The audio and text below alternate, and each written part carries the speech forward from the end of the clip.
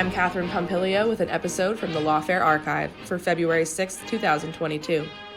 This week, over 200,000 people are without power as winter storms move across Midwestern and southern states. Snow, sleet, and freezing rain have caused about 70,000 outages in Texas and 115,000 in Tennessee. The power outages are reminiscent of Texas's deadly winter storm last year, where hundreds died because of the failure of the power grid, which trapped millions in freezing darkness with no running water. Following last year's storm, Texas updated its grid to meet higher standards. This year's storm marks the first significant test of the grid. For today's archive episode, I chose an episode from February 2021, in which Alexandra Klass and Alan Rozenshtein spoke about last year's winter storm and power outages in Texas, as well as the future of energy policy, both for Texas and for the United States.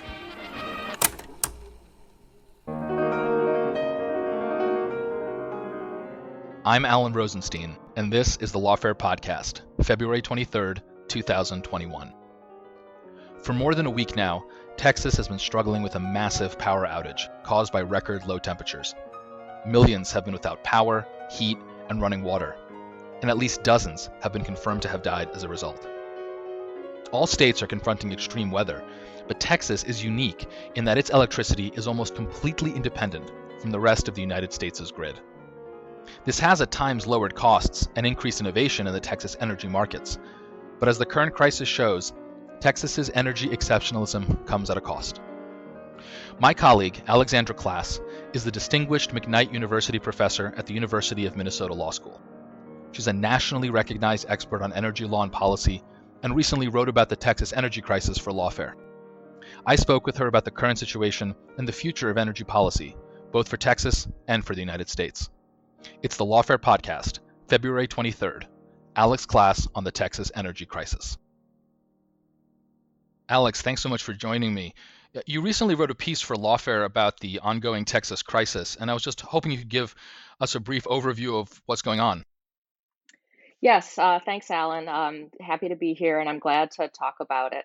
So, the Texas crisis, electricity crisis, and then the water crisis in the aftermath is really the mix of a lot of different things. Some are specific to Texas, some are broader.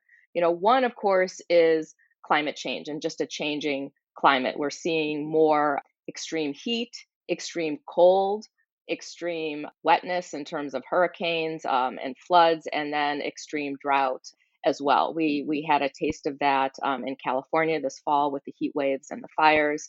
We're seeing that now this winter. We'll see other extreme weather in the spring. A big aspect of this, though, are conditions that are fairly unique to Texas when you look at the Texas electricity system, which is electricity law and energy law is what I teach, what I write about. And when I teach energy law, we talk a lot about Texas because Texas is really unique in a lot of ways, some positive, some negative. So Texas is a really big state. And unlike any other state in the country, it has its own electric grid that decades ago it put together ERCOT, the Electric Reliability Council of Texas. The United States, continental United States, is divided into three massive grids or interconnections. There's the Eastern interconnection that goes approximately to the Rocky Mountains. There's the Western interconnection that goes west from there, to the Pacific coast. And then there's Texas, which, and it's not all of Texas, it's about 90% of Texas gets its electricity from ERCOT. And all of these grids, started with utilities sort of informally sort of sharing transmission lines, sharing energy. And that's why there's a few, utilities in parts of Texas that are tied to either the Eastern interconnection or the Western interconnection. But Texas kind of wanted to have its own grid because after the Federal Power Act was passed in the early 1900s, that allows federal regulation of the transmission of electricity in interstate commerce and the wholesale sale of electricity in interstate commerce. So Texas, by creating its own grid, is now not transmitting electricity in interstate commerce or selling at wholesale in interstate commerce. And that means there's no federal regulation of those transactions and sales and activities. And, Texas, which has always and continues to sort of aspire to be its own nation in many ways, I always tell my students when it comes to electricity, Texas really is in many ways its own country. And it's able to do that in part because it's so big. It spans 2 time zones. It's the same size as, multiple states put together. It's got lots of fossil fuel resources, oil, gas, coal. It now has lots of renewable resources, solar and wind. And it also has population centers, massive population centers, all within a single state, which really no other state can claim to have. So this sort of self-contained grid has worked fairly well for it. It's also highly deregulated, lots of retail choice in terms of different electricity providers being able to sell electricity to retail customers. So very different than what we have here in Minnesota, where we have regulated monopolies, and you have no choice over your retail electricity provider, and those providers are heavily regulated by the state. So Texas has a self-contained, fairly deregulated grid without the types of capacity markets that exist in some other restructured or deregulated states to make sure that there's enough sort of reserve capacity on hand. And I can go into more detail about what capacity markets are and energy markets and how those markets work in other parts of the country.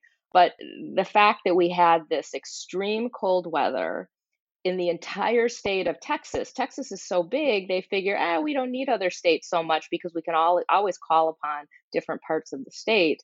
Here, the entire state was plunged into cold weather, and there were no regulations that required their gas wells, their gas plants, their nuclear plants, their wind turbines, any of their infrastructure and all the piping that leads to it to be insulated. Just like people's homes are not insulated in Texas like they are in, let's say, Minnesota or Iowa. And, the argument goes, well, this is a once in 100 year or once in a 50-year event, then it doesn't make sense to spend the money. But if you don't spend the money, disaster can happen when everything freezes. So all the infrastructure froze up, just like everyone's homes froze up. And because it's an isolated grid, they couldn't call on nearby power grids for help, like you might be able to do in the Eastern Interconnection or the Western Interconnection. There was no way to import that power. Texas usually has more than enough of its own energy resources, and last week they didn't. So it's a very long answer that only begins to start to answer part of your question. No, that's a really helpful overview, and there's a lot there. So let me kind of try to take it in different pieces. So the first thing, and this just I want to clarify, and this is something that confused me for a little bit at the beginning of this crisis.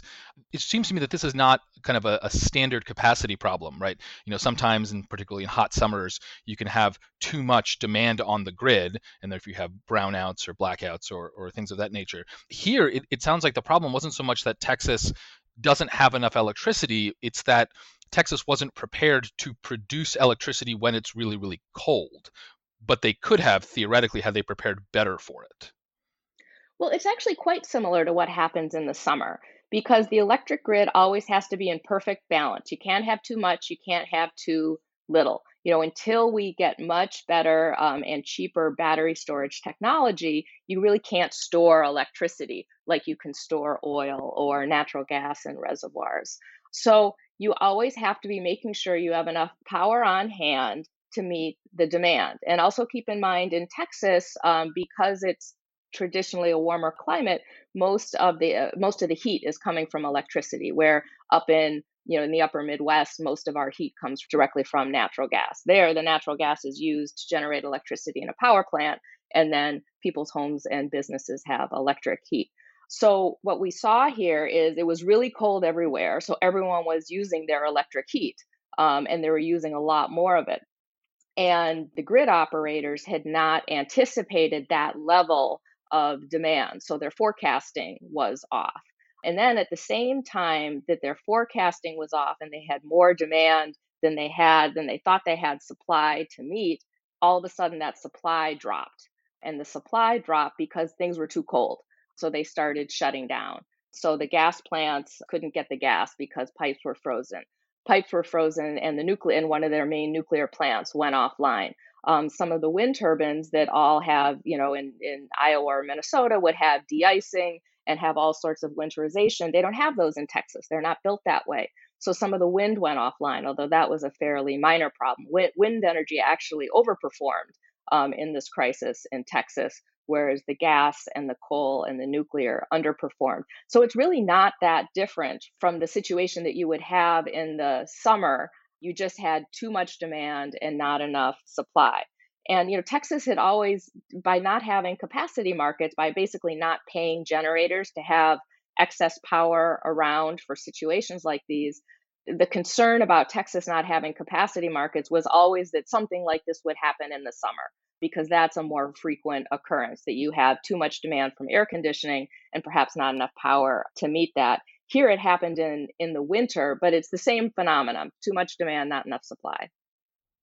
So let's turn to the national regulatory system and talk about that for a second so that we can then compare how Texas does it alone. And hoping you could explain what the role of the Federal Energy Regulatory Commission is, and in particular, how much leeway the commission gives to individual states. So, as you mentioned, in Minnesota, we have a certain kind of utility system, and then in California, they have some other kind of utility system. How much of that is dictated by essentially what the Federal Commission states, and what sort of things was Texas trying to avoid? Is it just a general ideological opposition to federal regulation, the kind of Texas go-it-alone approach, or are there specific things that Texas wanted to do and has been able to do that it would not have been able to do under a federal regulatory regime?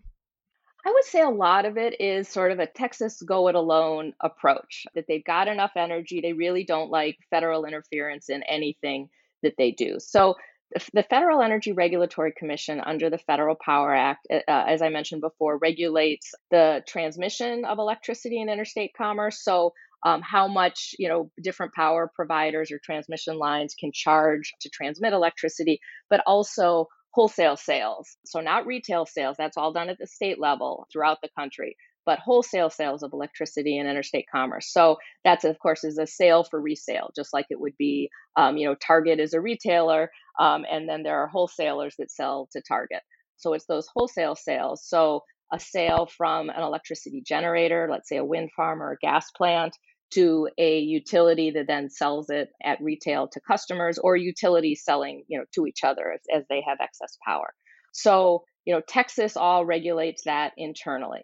But then we have to step back and look at, some states have regulated monopolies. It used to be all states had regulated monopolies. So an electric utility would own the generation, it would own the transmission, and it would own the distribution lines. And so it owned, all parts of the system, and it was regulated by the State Public Utility Commission in terms of prices.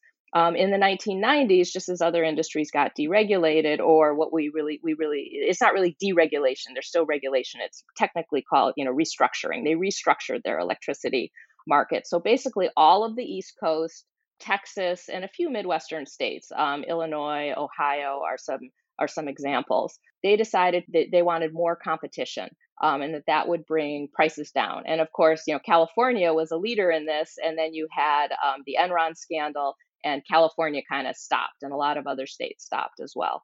But in those restructured markets, the utilities were forced to sell off all their electricity generation.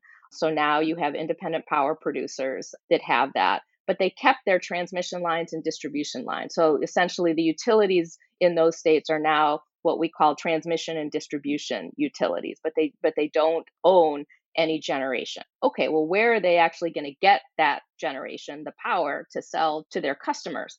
So in those areas, they've created, FERC helped develop these regional markets. They're known as regional transmission organizations or independent system operators. And it's kind of hard to explain what they are without having a map.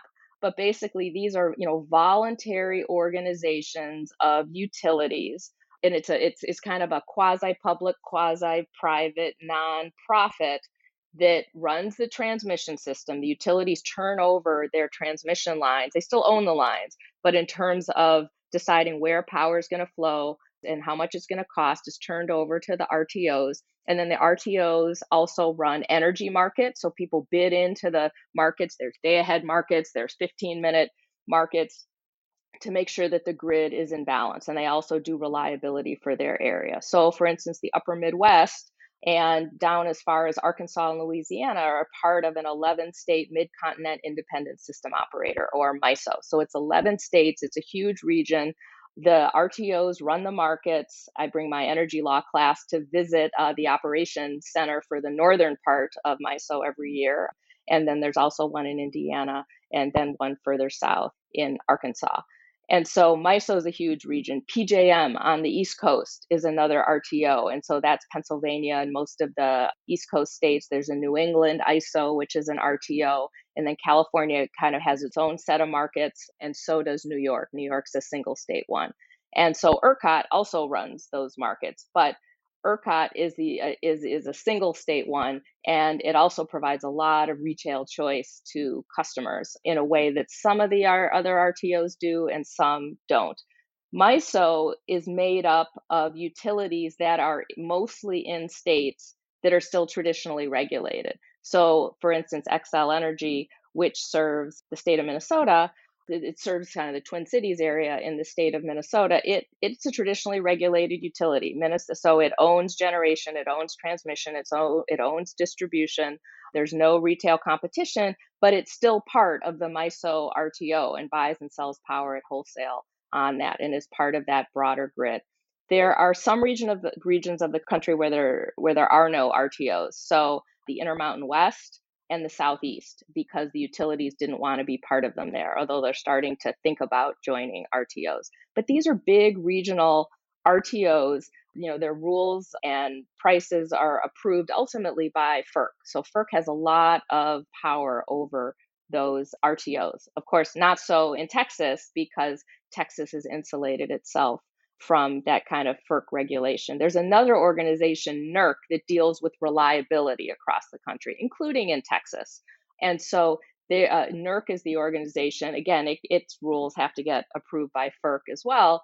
NERC is a nonprofit that makes sure that disasters like this don't happen. But one of the things that's going to happen now, after this disaster, is both FERC and NERC are going to look at what went wrong. Should there be mandatory winterization of certain types of power assets nationwide? What should we do to make sure this doesn't happen again? So it's not that there's no regulation, but there's a lot less regulations of the markets and prices in Texas than there are as compared to the MISO RTO, that region, PJM, or even the other transactions between utilities in some of the states that aren't part of RTOs. As I said, it's difficult to explain this without a map showing the different RTOs, but you have multiple layers of state regulations, federal regulations, and then these regional organizations that run the transmission grids in the bulk of the country, as well as these markets.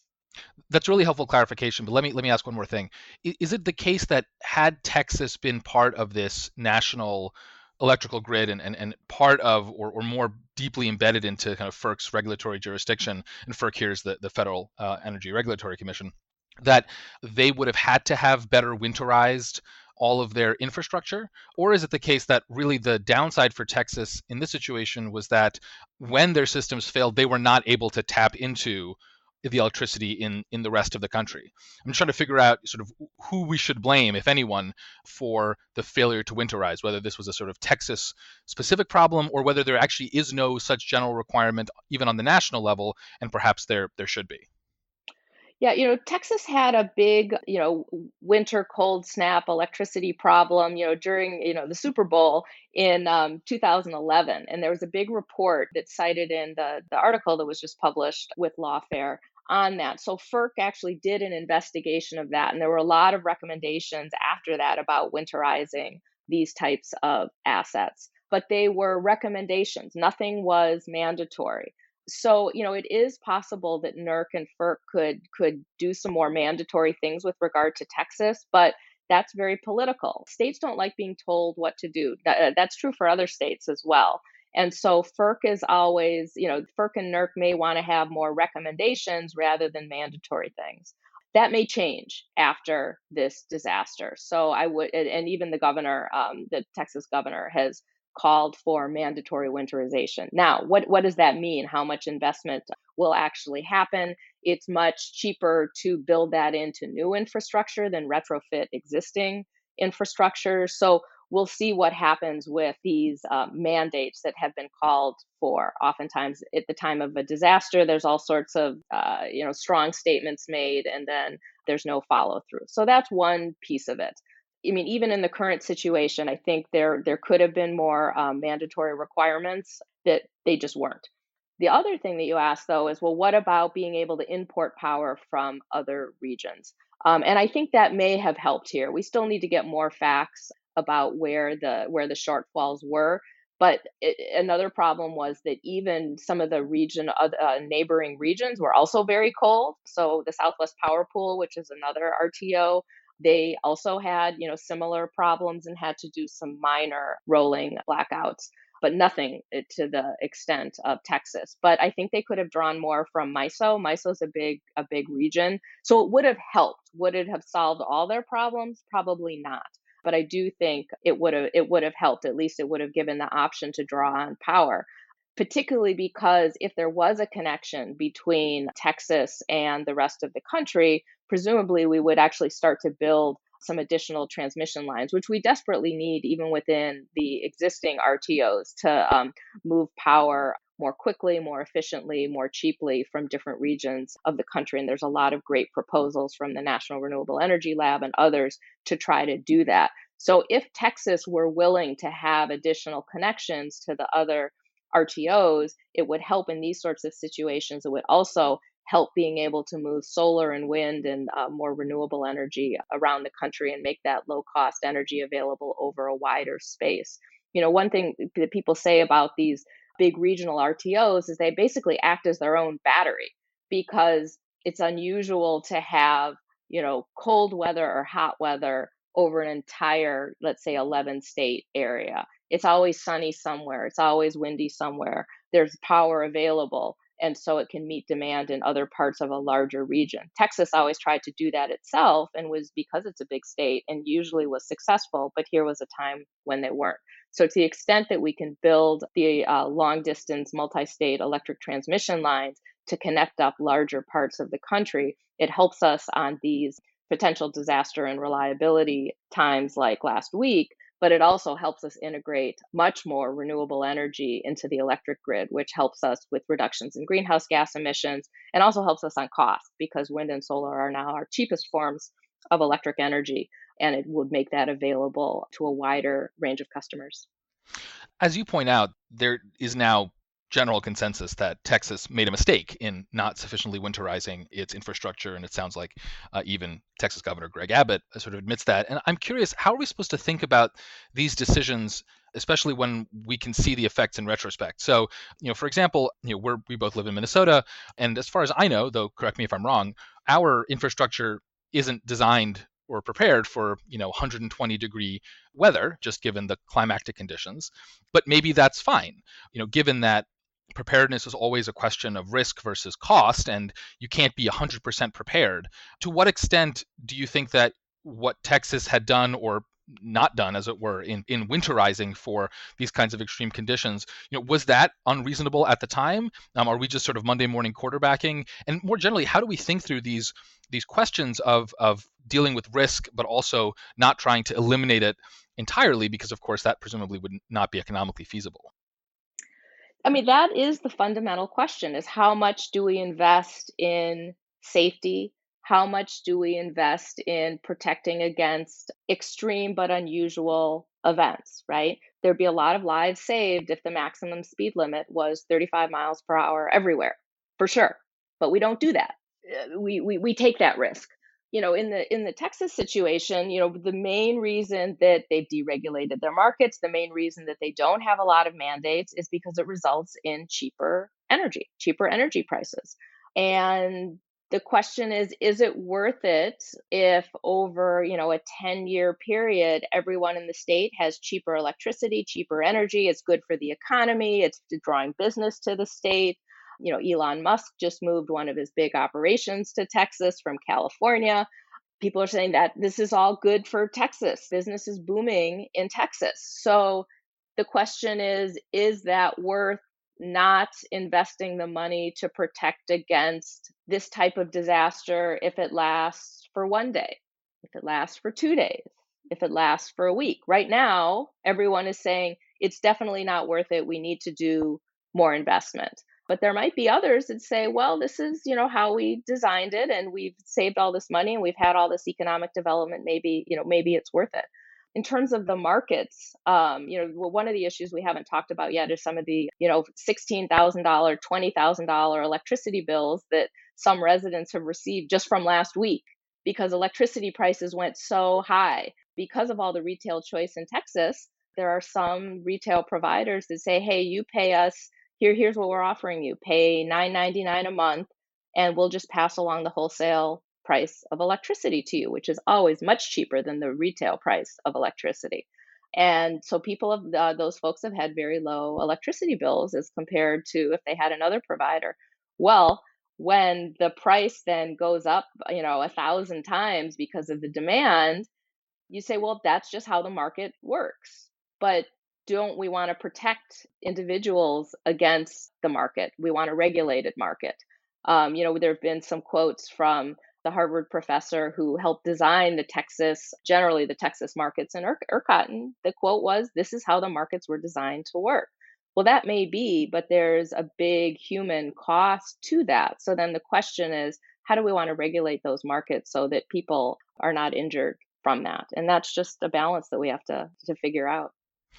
Do you think there is let's call it political capacity for this kind of regulation? And the reason I ask is there's a large political science literature on the extent to which voters reward politicians for taking precautions, for investments that lower risk over the long term. And the literature on this is pretty dispiriting in my perspective, in that voters don't seem to care, right? Voters are much more motivated, again, electorally, no matter what they say, but electorally, they reward people who lower prices in the short term. And when 5, 10, 15 years later down the line, that causes problems, well, it's some other person's problem. And then, conversely, it's hard to win an election by saying your electricity costs are going to jump 12%, but in the long run, we predict this will lead to 17% reduction in brownouts over the long term. And so I guess my question is, do you think that this is a sort of thing that Texas can learn from, or maybe this is the reason why we have a large, complex federal energy bureaucracy that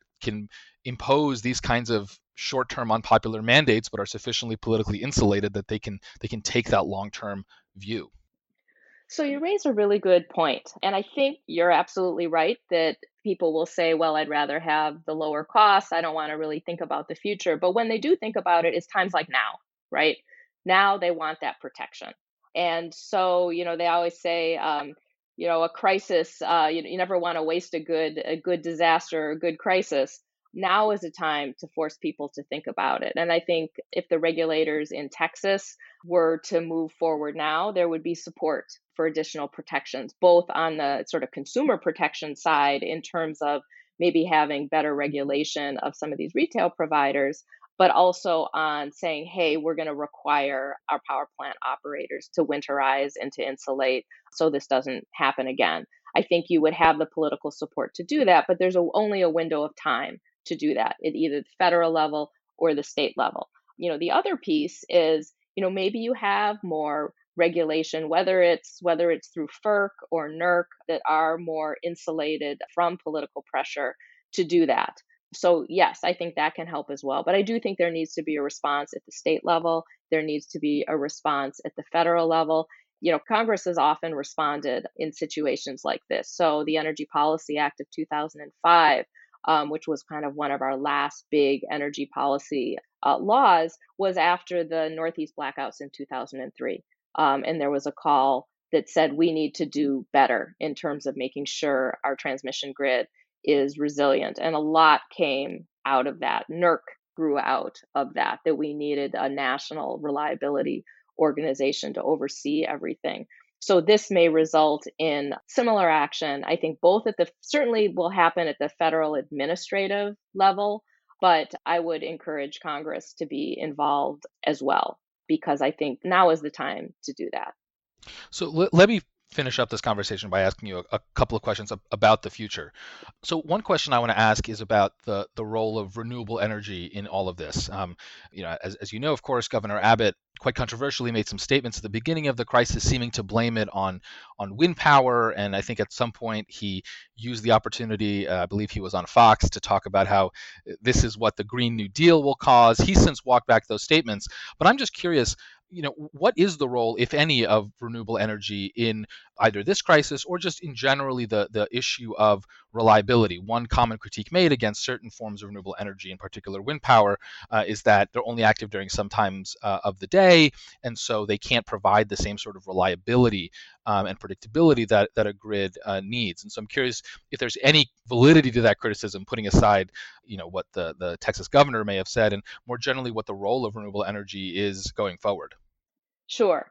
Well, it's important to keep in mind that all forms of energy, when used to produce electricity, are reliable and unreliable in different ways. So, at a coal plant, coal piles can freeze and then you can't use them. At the natural gas plants, if you don't insulate the lines and the water lines, those lines can freeze and the gas plant shuts down. With wind power and solar energy, of course, you can't turn it on and off with a switch when everything is working like you can do for those other plants.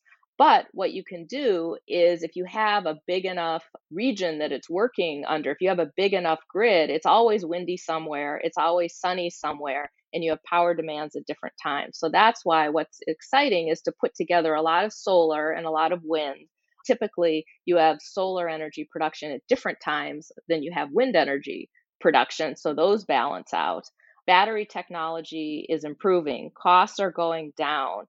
So the idea that we could have a lot more renewable energy in our grid and we're already starting to do that, is something that, first of all, we need to do to deal with greenhouse gas emissions and climate change. But as technology develops and we get these bigger regional grids, it is a reality. So what happened here in Texas is actually the wind turbines did pretty well. The forecasters did not have a lot of wind in their forecast for last week. And even though some of the wind turbines went down, they actually did quite well. I mean, I think the problem is anytime that there is an electricity failure, whether it is the fires and heat in California or the disaster in Texas last week, you have those that are opposed to renewable energy saying, oh, this will be worse and this will happen all the time if we move to more renewable energy. And you have renewable energy advocates saying, the reason that we're having, all of this extreme weather is because we don't have enough renewable energy and we're still using fossil fuels. What we really need to do is really expand our electric grid, build out more renewable energy, and also figure out, we may need to figure out ways to integrate some natural gas into that or carbon capture sequestration. But there's a lot of really smart people doing some exciting work in this area. But just to simplistically say, well, if we have more renewable energy, this is going to happen more often, is just wrong. And then let me close by asking you a question about climate change's role in all of this. And it's sort of impossible to talk about any of these issues without discussing the broader problem of climate change. And we used to call it global warming, now we call it climate change, to emphasize that it's less about just warming and more about changes in the climate generally.